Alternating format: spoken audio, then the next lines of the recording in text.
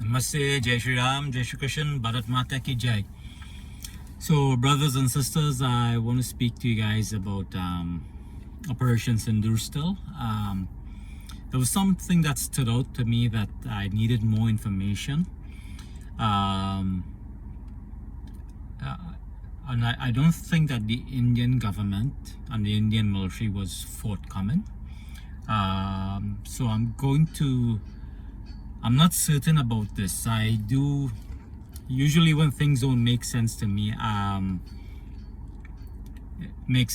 get this weird feeling that it's almost like a sixth sense. This is the same one I said to you guys in my previous video, that Indian aircrafts were shut down, even though that was disappointing and hard for me to admit. I admit to it. And the good thing I said about admitting stuff is that it allows you to actually address shortcomings. If you know your weaknesses, you can address your weaknesses, right? Do not ever deny weaknesses. Confront them, address them, and move on. You know, this is the beauty about open societies, right? You can address things, become stronger, and move on. This is one of the reasons why the United States won the Cold War, is because the Soviet Union was not an open society. And this is why the US would win against China. But this is why the US will not win against India. Okay? The trick for India is to be open, but at the same time being very, not autocratic, but very determined. Okay, determined, and owning up to everything that it's going to do and will do to emerge. Okay, as once that's done, there's no way. India is the only true challenger to the US. Let's get that straight. Okay, and the only thing holding India back is India. Okay, India been held back by the Congress party for over 50 years, and it's still being held back by internal divisions. Okay, so once that's addressed, India can emerge. But that aside, let's talk about this weird feeling that I got. Not weird feeling, but some of the things that I observed that just doesn't make sense, that just doesn't add up. Okay, let's begin with Asim Munir. So what did he do for Operation Sindoor? Well, the first thing he did was ran to a bunker. Why would he do that? Why would Asim Munir run to a bunker? Why is no one asking this question? Okay, it's easy to dismiss it as he was being afraid. Okay, but that is not why he ran to a bunker. Okay, if he was fearful, he would run to the Pakistani parliament, because India was never going to attack the Pakistani parliament. Okay, even though the Pakistanis would have attempted to attack the Indian parliament, and they also attempted to attack this Nana Sahib and the Golden Temple and all these other places. You know, the Pakistanis, they have no scruples, right? They are descendants of cowardly converts who are still mentally enslaved, even though their enslavers are long gone. Okay, so these people are a lost cause. They're a lost cause. Okay, they are, and because of this, they have an identity crisis and they cannot function. They are battling against time. Pakistan is an aberration of history that needs to be corrected. Okay, let's get all that out there. Okay, I am anti-Pakistan. I don't think it should exist. I don't think it should have ever existed. Same goes for Bangladesh. Okay, these are two countries built on Indian land. Get that straight. Let's get that out of there. Okay, and India needs to change that narrative out there about Kashmir, the Kashmir issue. No, India needs to say, you know what? Kashmir is Indian land, Pakistan is Indian land, Bangladesh is Indian land. We give you enough land, stop asking. If you're asking for more land, we'll take our freaking land back, and you guys can go into the ocean or go to Arabia, go to Turkey, or go over where the hell you all think you came from. India should start changing the narrative to that. But that aside, why did Asim Munir Why did Asim Munir go to a bunker? Okay? If he was being afraid, he'd go to the Pakistani parliament and hide there because India was never going to attack it. Okay?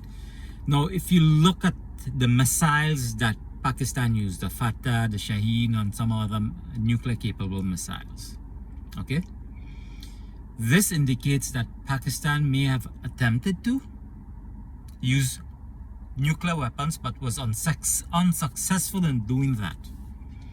This is what it points to. Everything points to that. Okay?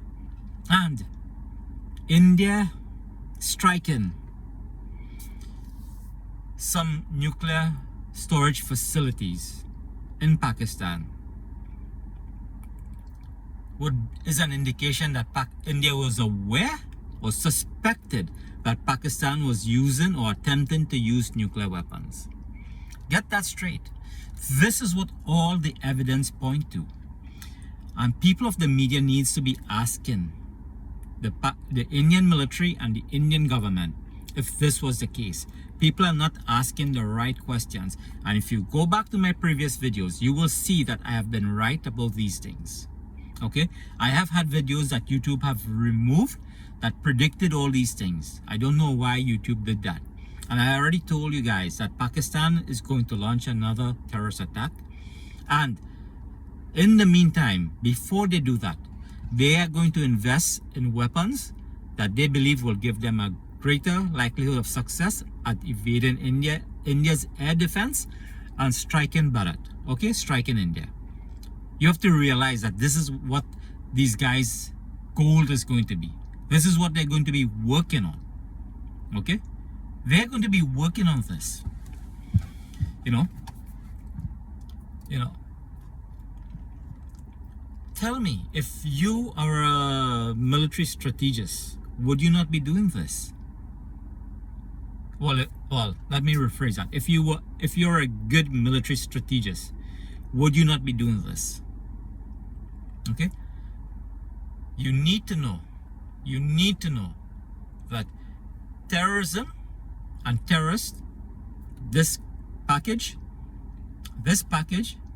is one of two of Pakistan's strategic assets, the other being nuclear weapons.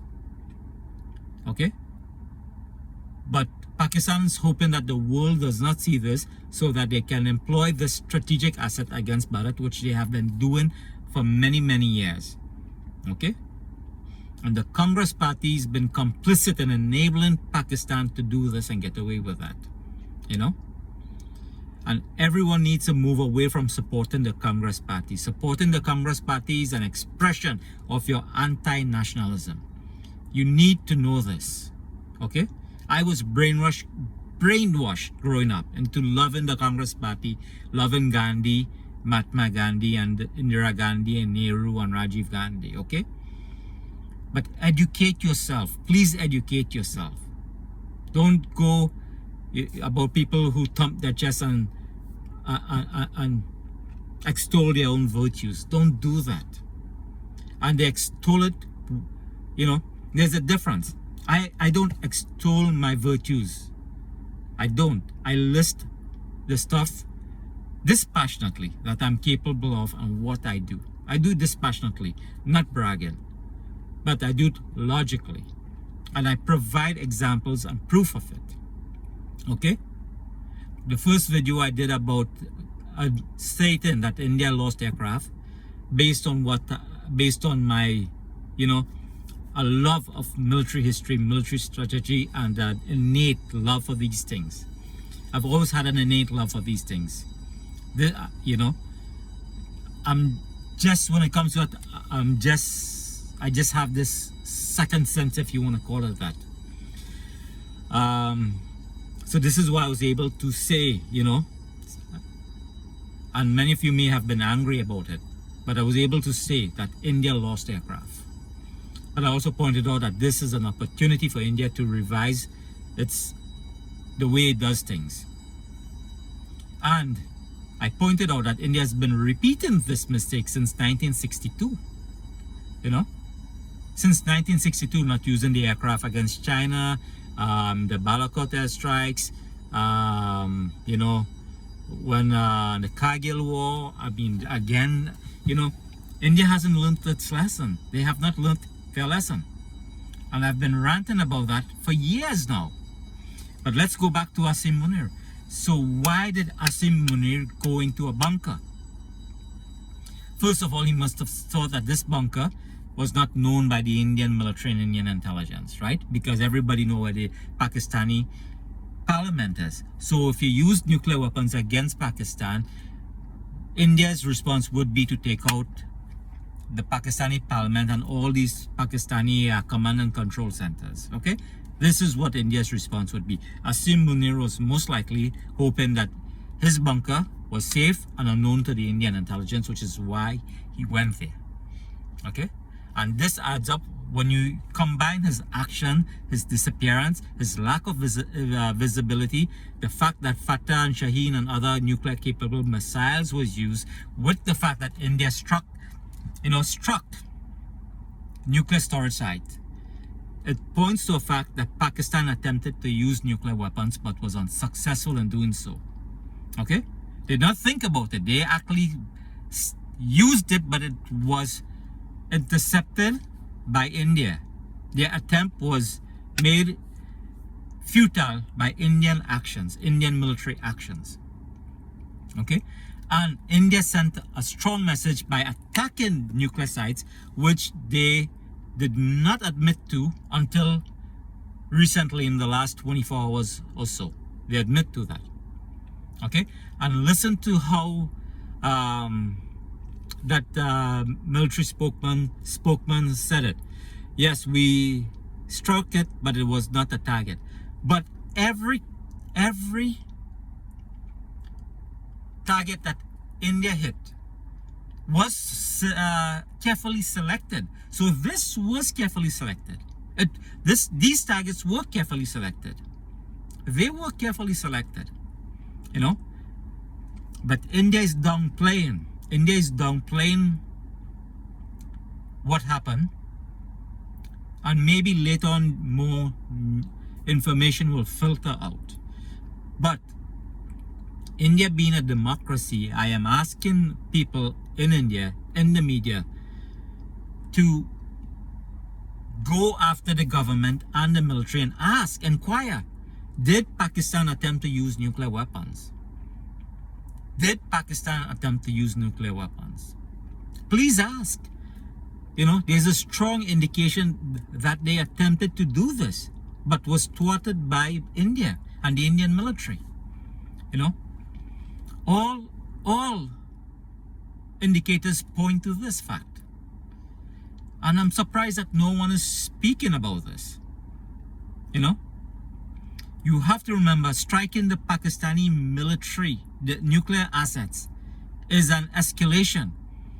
And India from the very beginning says that their response is non-escalatory. So to do that, Pakistan would have had to cross the nuclear step, whereby India now escalated further. You have to understand this. Think about this. This adds up. That Pakistan attempted to use nuclear weapons, and India said, you know what? We can take your nuclear weapons out. And this is where Munir realized he overplayed his hand, because his nuclear weapons was threatened. It was threatened. And if he had gone further, the Pakistani military, not necessarily civilian, but the Pakistani military leadership would have experienced a decapitation strike. And Munir knows this, which is why he waved the white flag very rapidly and wildly, seeking a cessation of hostilities. So it is my educated and informed opinion that Pakistan attempted to use nuclear weapons, and India struck the nuclear storage sites to send a firm response that, hey, we know where it is, we took out your nuclear weapons, and we can take you out. And this is why Pakistan asked for a ceasefire, for a cessation of hostilities. Before closing this video off, Modi should have said, Operation Sindoor is paused, but if we ever find actionable intelligence about where Hafid Saeed is and that other terrorist guy, I forget what his name is, Hafid Saeed and the other one, you know, for the leader of the Lashkar-e-Taiba and the leader of the JEM, Jaish-e-Mohammed, that they will strike them because both of them have been complicit in this. One has been complicit, at least one has been complicit in the Pahalgam attack, and the other has been complicit in past attack, and that India will strike them as a part of Operation Sindoor, which is paused, and paused only until actionable intelligence has been found about the handlers of the Pahalgam as well as past terrorist attack. Okay? Because news have been showing that these guys are out holding rallies out in the open. India should be using one of these, suicide drones to take these people out, and says, no, this is still a part of Operation Sindoor. These people should not be allowed to roam freely, and take them out regardless of collateral damage. Because if you go support terrorists and rally with them and provide them with financial support, you are a terrorist. So these any collateral damage is not collateral damage, but terrorists being eliminated. And the world will find that acceptable, unless they're hypocrites, which they are, in which case, Bharat, India should not be worried. And all India needs to do is repeat, you're a hypocrite. We eliminated terrorists. You are a hypocrite for not supporting us. And we made the world a better place. That's all Bharat has to do. Okay? So to reiterate, Asim Munir was hiding because he attempted to use nuclear weapon. India escalated, taking out their nuclear storage site to send a strong message that you use nuclear weapons, you better stop them now. Because the next one may actually terminate you because you already crossed the line. Okay? And Modi should now say Operation Sindoor has been paused, but if we locate any of these terrorists, including the leaders of Lashkar-e-Taiba and JEM, they will be terminated, regardless who is surrounding them, because we will consider anyone surrounding them and supporting them to be terrorists, and we will take them out as well, along with the leaders of the JEM and Lashkar-e-Taiba LET. Okay? So this is, brothers and sisters, this is how India needs to be now. Okay? Modi is still holding back. And like I said, I am pro-India military, and I am pro-Modi. But I still think Modi is very weak. He is not the strong, decisive leader. He's not a Sardar Patel that we need. I'm not sure if Sardar Patel would have done that. I'm thinking, given that he took over Goa with force, he would have done it. And he didn't. He took it over, even though the Portuguese did not amass any. Well, I think they did amass some, but India had overwhelming military, assets. But the leader India needs, the leader Bharat needs, would be Chandragupta Maurya with Vishnu Gupta as his counselor, or both of them combined as one. Okay? Anyway, I still need to make videos more about Sanatan Dharma, about the caste system and all of these things, but Operation Sindoor have took me on a sidebar, and being pro-India, pro-Bharat, I needed to address these issues. Okay, so goodbye, namaste, Jai Shri Ram, Jai Shri Krishna, Bharat Mata Ki Jai.